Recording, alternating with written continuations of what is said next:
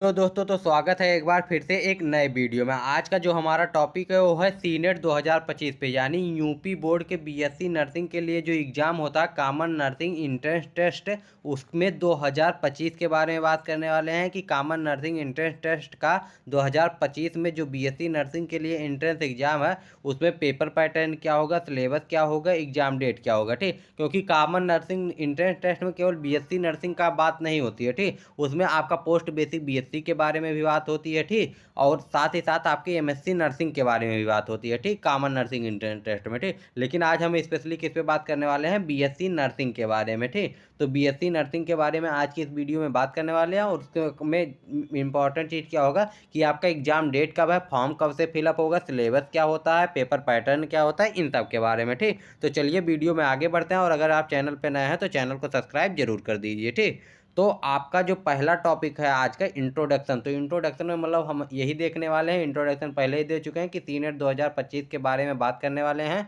और एबीबीएमयू द्वारा जो उत्तर प्रदेश में करवाया जाता है, जिसमें कितनी सीटें हैं आपकी, करीब करीब आपकी गवर्नमेंट सीटें जो हैं वो 1400 के करीब में है। ठीक, यानी आपकी गवर्नमेंट सीटें जो हैं वो 1400 के करीब में है। और आपकी प्राइवेट सीटें और गवर्नमेंट सीटें जो दोनों मिला के आपकी कितनी हैं, टोटल आपकी करीब करीब 14,000 के करीब में है। ठीक, यानी एक जीरो बढ़ा लीजिए आप, 14,000 के करीब में आपकी सीटें हैं। ठीक, तो आपके टोटल जो यूपी में सीटें हैं, जो कि अटल बिहारी वाजपेयी मेडिकल यूनिवर्सिटी के द्वारा एग्जाम कराया जाता है, जिसमें आपका केजीएमयू भी आ जाता है। ठीक, एसजीपीजीआई भी आ जाता है, और सैफई का इटावा कॉलेज भी आ जाता है, और भी जितने भी बड़े बड़े कॉलेज हैं सारे आ जाते हैं। ठीक, तो इतने सारे कॉलेजों का एक साथ होता है 22 इसमें गवर्नमेंट कॉलेज होते हैं। ठीक, 22 जो है गवर्नमेंट कॉलेज होता है, और बाकी करीब करीब 400 कॉलेजेस होते हैं जो प्राइवेट कॉलेजेस होते हैं। ठीक, तो ये था आपका इंट्रोडक्शन। अब चलिए देखते हैं एग्जाम डेट। ठीक, तो सबसे पहले ही आपको बता दें कि एग्जाम डेट जो है वो आपका फर्स्ट वीक में होगा, आपके जून महीने में। ठीक,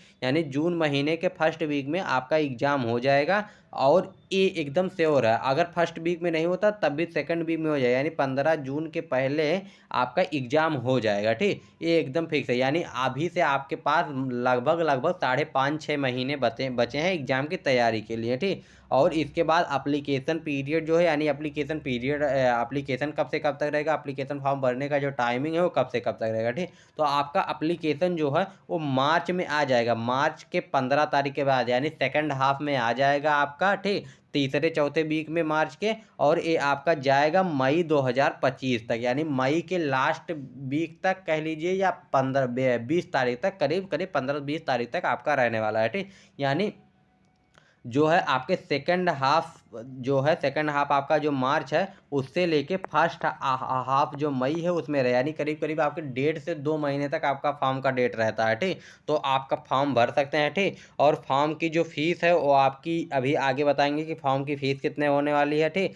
पहले देख लेते हैं कि कौन कौन भर सकता है, यानी आपकी एज भी है या नहीं है। ठीक, तो एज आपकी कितनी होनी चाहिए इस बीएससी नर्सिंग एंट्रेंस एग्जाम के लिए, उससे पहले बता दें, जैसे स्क्रीन पर आप लोग देख पा रहे हैं कि 17 साल होना चाहिए। ठीक, लेकिन उससे पहले ये भी बता दें कि आपका जो है बीएससी नर्सिंग आप तभी कर पाएंगे जब आप पीसीबी से होंगे। ठीक, और बीएससी नर्सिंग एक बहुत ही अच्छा कोर्स है, मतलब आप बीएससी नर्सिंग सिर्फ 4 साल की डिग्री के बाद आपको 2 ऑप्शन मिल जाते हैं। ठीक, एक आपको टीचिंग करने का ऑप्शन मिल जाता है, और दूसरा आपको क्लिनिकल एरिया यानी हॉस्पिटल में काम करने का ऑप्शन मिलता है। ठीक, और दोनों की आपकी जो है स्टार्टिंग सैलरी है जो है, जैसे कि आप अगर एम्स वगैरह में जाते हैं तो वहाँ पे आपकी स्टार्टिंग सैलरी 85 के प्लस होती है। ठीक, यानी 85,000 प्लस में होगी। ठीक, और अगर आप जनरल किसी भी जिला हॉस्पिटल में या ऐसे जगहों पे आपकी ड्यूटी लगती है या आपकी जॉब लगती है, ठीक, तो वो आपकी सैलरी तब आपकी कितनी होगी, तब आपकी सैलरी जो है वो आपकी होगी 63,000 प्लस। ठीक, यानी 30 के प्लस मिनिमम सैलरी होगी आपकी, स्टार्टिंग सैलरी ये बता रहे हैं। ठीक, बाकी हर साल जो बढ़ेगा और बाकी चीज़ें और इंस्टीट्यूट के ऊपर डिपेंड करता है, लेकिन आपकी 63,000 से शुरू सैलरी होगी। ठीक, और अगर एम्स वगैरह में है तो 85 के तक होगी। ठीक, तो ये आपकी सैलरी होगी, तो हाई पेडिंग जॉब में से एक है। ठीक, और इसमें जो है आपका इसके लिए एलिजिबिलिटी क्राइटेरिया क्या है, आपका 31 दिसंबर 2025 तक। ठीक, यानी इस साल के लास्ट तक आपका जो है 17 साल हो जाना चाहिए। ठीक, यानी 31 तारीख या 31 तारीख से पहले आपका 17 साल हो जाना चाहिए। ठीक, तभी आप फॉर्म को फिलअप कर पाएंगे। ठीक, इसके बाद में एलिजिबिलिटी क्राइटेरिया में आपका जो है ट्वेल्थ में कौन कौन सा सब्जेक्ट होना चाहिए और कितने % नंबर होने चाहिए, ठीक। तो सब्जेक्ट आपका कौन कौन सा होना चाहिए, पीसीबी यानी फिजिक्स, केमिस्ट्री, बायोलॉजी, साथ में आपका इंग्लिश होना ज़रूरी है, ठीक। यानी आपके जो इंटर है यानी 10+2 में जो है उसमें आपका पीसीबी और इंग्लिश होना ज़रूरी है, ठीक। और आपका 45% मार्क्स नंबर जो है मिनिमम होना चाहिए, ठीक। यानी 45% मार्क्स मिनिमम होने चाहिए। साथ ही साथ अगर आपका जो है एससी और एसटी हैं तो आपका 40% नंबर में भी काम चल जाएगा। यानी अगर आपका इंटर में 40% भी है तो भी हो जाएगा, ठीक। इसमें आपको टेंशन लेने की ज़रूरत नहीं है कि अभी आपका इंटर का एग्ज़ाम नहीं हुआ, बोर्ड का एग्ज़ाम नहीं हुआ, ठीक। ये आप अपेयरिंग में दे सकते हैं, ठीक। आपका जो ये मार्कशीट है ये आपके जो है जो काउंसलिंग होगा उस समय उस वक्त आपको कॉलेज में दिखाना होता है, कॉलेज में जमा होता है, ठीक। तो वहाँ पे अभी आप जो है इसका एग्ज़ाम दे सकते हैं, फॉर्म अप्लाई कर सकते हैं, ठीक। उसमें अपेयरिंग का ऑप्शन आता है, उसको क्लिक करके आपका हो जाएगा, ठीक। इसके बाद में आता है एग्ज़ाम पैटर्न कैसा होता है, ठीक। यानी अब आपको अभी तक पता चल गया कि आपकी एलिजिबिलिटी क्राइटेरिया में आप फिट बैठ रहे हैं कि नहीं बैठ रहे हैं, ठीक। अब इसके बाद देखते हैं कि पेपर पैटर्न क्या होगा, ठीक। तो पेपर पैटर्न में देखिए सबसे पहले देखें मोड देखेंगे, ड्यूरेशन देखेंगे, ठीक, लैंग्वेज देखेंगे, सारी चीज़ें देखेंगे, ठीक। तो पेपर पैटर्न में जो है आपका जो पेपर है वो ऑफलाइन होता है, ठीक। यानी आपका ऑनलाइन नहीं होता, कंप्यूटर पे आपका पेपर एग्ज़ाम नहीं होता, पेन पेपर मोड पे होता है, ऑफलाइन होता है, ठीक। ठीक, और आपका जो ड्यूरेशन हो 3 घंटा 20 मिनट का होता है, ठीक। 3 घंटा 20 मिनट का क्यों होता है, क्योंकि आपको 200 क्वेश्चन करने होते हैं और 200 क्वेश्चन के लिए आपको 200 मिनट भी मिलते हैं, ठीक। यानी हर एक क्वेश्चन के लिए आपको 1 मिनट मिलता है, ठीक। और साथ ही साथ इसमें आपकी कोई भी जो है निगेटिव मार्किंग नहीं होती है, ठीक। कोई भी निगेटिव मार्किंग आपकी नहीं होती है, ठीक।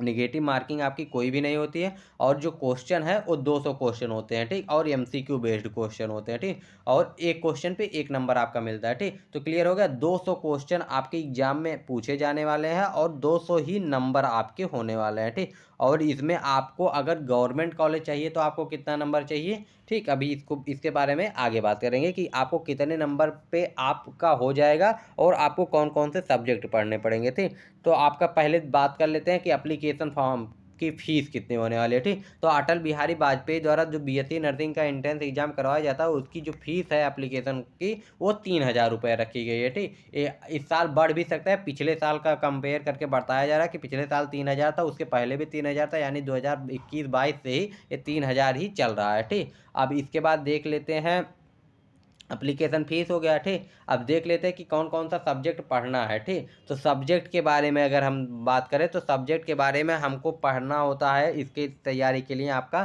फिजिक्स हो गया, ठीक।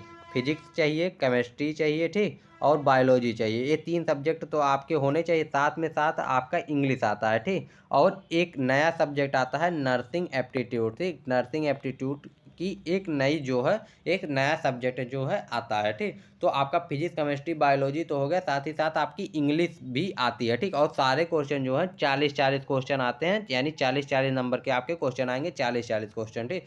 तो ये आपका हो गया फिजिक्स, केमिस्ट्री, बायोलॉजी, इंग्लिश और नर्सिंग एप्टीट्यूड। तो 5 सब्जेक्ट हो गए, 5 चौक 20, 200 क्वेश्चन हो गए, ठीक। तो हर एक क्वेश्चन 40-40 नंबर का आएगा, निगेटिव मार्किंग होती नहीं है, ठीक। Physics, chemistry, biology, English, nursing aptitude. अब बात करते हैं कि आपको पास होने के लिए या गवर्नमेंट कॉलेज के लिए कितना जो है आपके पास होना चाहिए, क्या नंबर होना चाहिए, ठीक। तो पिछले साल की जो गवर्नमेंट कॉलेज की लोवेस्ट कट ऑफ थी वो कितनी गई थी, लोवेस्ट थी एकदम 142 नंबर, ठीक। यानी 142 नंबर के नीचे जिसका था उसको प्राइवेट मिला था, गवर्नमेंट कॉलेज नहीं मिला था, ठीक। ये बात आप क्लियर कर लीजिए, ठीक। तो अगर 142 नंबर पिछले साल गया था तो इस बार हम लोग मान के चल रहे हैं कि 150 के आसपास जाने वाला है, सॉरी 1 मिनट, 150 के आसपास आपका ये जाने वाला है, ठीक। तो 150 नंबर पे आपको जो है एक गवर्नमेंट कॉलेज मिल जाएगा, ठीक। तो आप ये आपका लक्ष्य होना चाहिए कि आप 180 के आसपास में आ जाइए, ठीक। तो आप कमेंट करके बताइए क्या आपको नर्सिंग एप्टीट्यूड की थ्योरी की क्लासेस इन डिटेल में चाहिए, तो कमेंट कर दीजिएगा, हम थ्योरी की क्लासेस